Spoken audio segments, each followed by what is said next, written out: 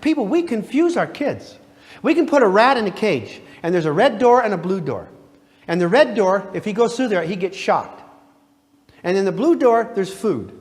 We put that rat down there, and you start hollering, "Little rat, don't go in the red door, you'll get shot." He doesn't pay any attention to that. They don't pay attention to what you say. Okay?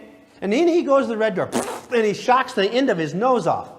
And it's smoking, and he backs out and blinking his eyes. And he goes in the blue door, and his friends are in there, and he eats. This is a stupid rat. And you take him out and put him in the cage the same way the next day, and he forgets. Blows the end of his nose off again. He comes backwards out of that thing like... How many times does he have to do that before he learns? How many times? Or whatever.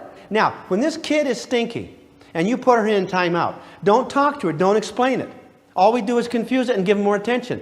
You tell her ahead of time.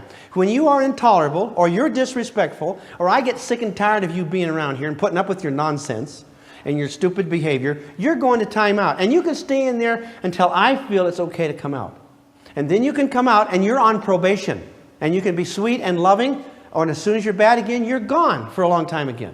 And they will learn that it's a privilege to be in your presence. If you want to be in my presence, you must behave yourself. I will not be abused. You cannot do that to me. If you want to be in my presence, you have to behave yourself. I don't have to put up with this junk. And I will not. Now that's teaching the child boundaries. Right now, the boundaries that we teach our children is that they can harass us and whine. And whenever there's a whiner, there's a whinee paying off. A beggar, a beggee paying off. A tantrum and a power struggle, it pays off. The children learn what works in our home, and they do that. And because you and I were raised in these dysfunctional homes, we play our tapes and we try to do the things that we think are right, and they don't work. Because we've all got these patterns of behavior that don't work. And the harder we try, the worse it gets. Anybody figure that out yet? Because we love and we're hooked. Okay, another question? So, are you saying we should never remind a child? I've got a 13-year-old daughter that has a really hard time getting up, but I think she's a real sound sleeper. So sometimes I A real sound sleeper. You hear that, people? Reminding her that her alarm went up and she better get up. I should never do that. I don't think so. You're teaching her to be irresponsible about her time management. And you're teaching her that other people will take care of her irresponsibility and rewarding her for her irresponsibility. She's getting attention. And so what you're doing is training her not to be responsible. I'm speaking as a behavioralist here. So the idea that you should never remind somebody of something is not always true.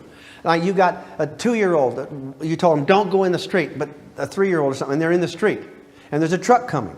Mr. Joe says only tell them one time. They got to learn by their consequences. Here comes this truck man. He's really bearing down. It's going to be quite a lesson today. You know, and whop. You got to use some sense, right? But I want to tell you, a child that's 13 years old and who has a problem about getting up because they sleep so hard has an issue they got to cope with in life. Is that true? And they're going to have to deal with their problem.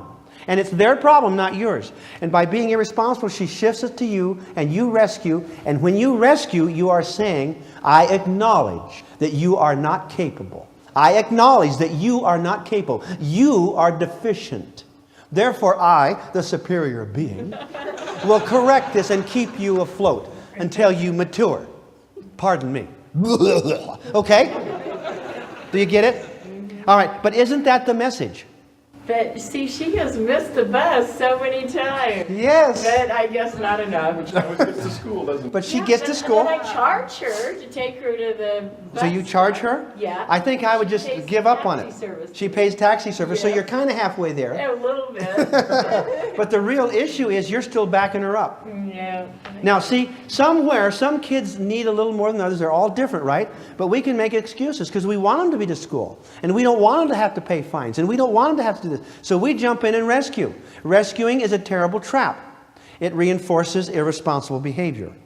And that's exactly what you're doing. I would suggest to you, for 6 months, you never say a thing about it. And see how things work. And you will find that she's very, very capable and will manage her problem. That she's much smarter than you think. And then, Go to school. if she doesn't go to school, I know these terrible things happen. She might flunk 2nd grade. Well, they could care less. Yes, they could. Now, isn't this a real big one? This is part of the rescue thing. Isn't this part of the psychology? The child can't possibly understand how important school is, or how important church is, or how important it is to have good friends and to stop at this music, or whatever. Is that true? And so because they don't understand, we should rush in and fix it. It was kind of not too fun for David in our house. Because after about 6th grade, David was not interested in school much. And he would just take the easy classes, and he wouldn't bring his books home to do homework. And because he wouldn't do this, he would get report cards or progress reports that were really not up anywhere up to where his capabilities were. And this freaked me out.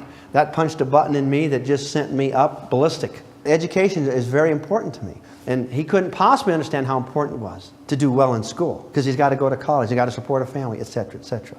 Okay, so David was quite a challenge. And I'd go to school and I'd talk to the Spanish teachers and I'd talk to the counselors. How can we motivate this boy?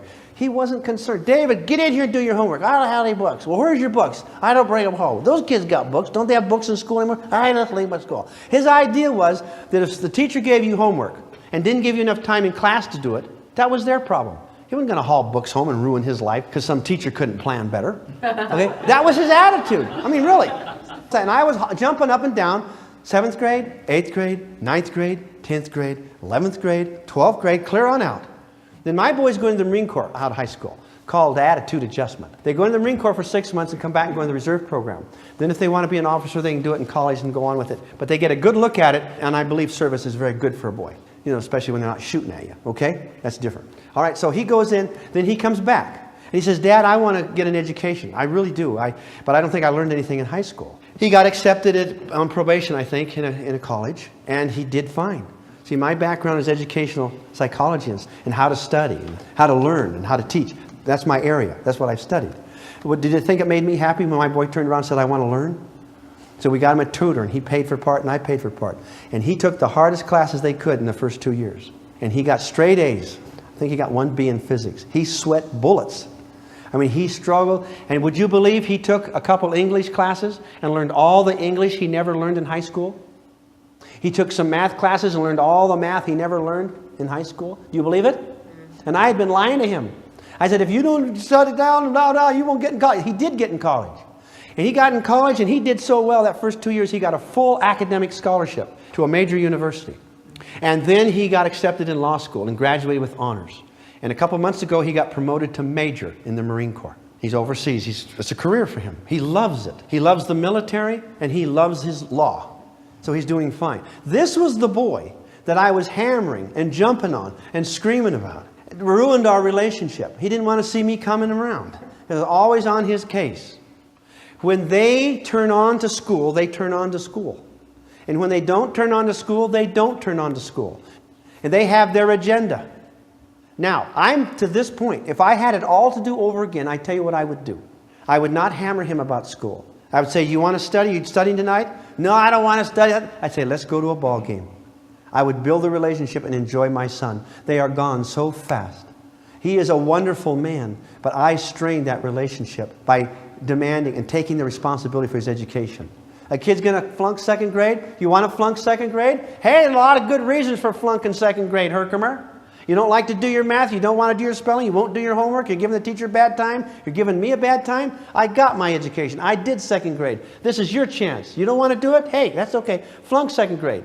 A lot of good reasons for flunking 2nd grade. First, you can just kind of slack off for the rest of the year. Second, you'll probably be the biggest kid in class next year. You can beat up everybody. Hey, there's a big one. And 3, you know half the stuff. You got a big jump on next year. Flunking is okay. Well, I don't want to flunk. I want to go with my... Well, get down there and do your spelling. Well, come help me. I'll help you a little bit, but it's your responsibility. I'm not going to come in and do it for you. Put the burden on the kid. No, they don't understand how important church is. No, they don't understand how important school is. No, they don't understand how important it is to have good friends. No, they don't understand how important it is to work and to learn and to grow and defer gratification. They do not understand. But they understand what is right and wrong. In their hearts, they know. There's not a kid in school that doesn't know they should be studying when they're in school. Do you know that? Kids know what's right and wrong. You put the burden on them and say, it's your life, you're responsible for it, make any kind of life you want. Now, I believe firmly in what I just said. I tell you that with all the sincerity in my heart. If I had it to do over again, I would not beat my kids up about school. I'd say, it's your responsibility, you handle it. And I'd work on the relationship and I would love them. Not into rescuing at all. There's some things that are so sacred in our lives we should not be hammering kids about. Okay, comment here. My biggest problem in all this Is? you say take action. I can't think of a doggone thing to do, so I walk out. So you walk out. The bed isn't made, take the bed.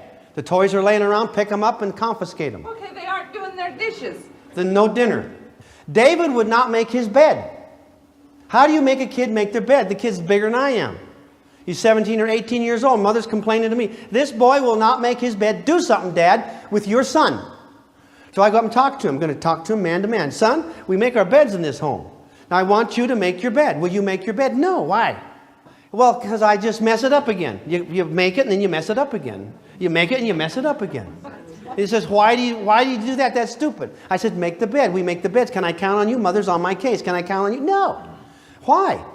Why should we make our bed every day? I said, I don't know. I really don't know. Doesn't make sense to me either. I think it's a girl thing. But anyway, make the bed. Can I count on you? No, you can't. I'm not going to do it. Can you argue about that? I give up. I go downstairs. Next morning he comes in. He says, where's breakfast? I said, we don't have it anymore. We don't have it ever anymore? Ever? No, we're done with it. Well, why? Well, I thought about it, and I figured if I fed you, you'd just get hungry again. He thought for a minute or two, and he said, Dad, I'm going to go make my bed. I said, smart boy. I'll cook breakfast. I want to tell you, you hold all this stuff, and you need to have a new mental set. There's millions of things these kids need. All their food, all their clothes, and everything. Now, how to get the kids to do that is an issue for another course. I want to ask one question. I've seen parents say to their kids, they count to 1, you better do it by 3. 1, 2, 3. Is that effective? That is not effective. And I appreciate that question. When you tell your kids, you get in here. I am serious. Move it, Herkimer. You get in here. Don't make me come out there. You're going to be sorry. You're going to die if I have to come out there and get you. Now get in here. And mother tells them over and over and over. Is that right? And the kid isn't scared. They just sit there. Is that true? Isn't it? Mm-hmm. And so mother goes to the big guns. Okay, you had it. Okay, 1.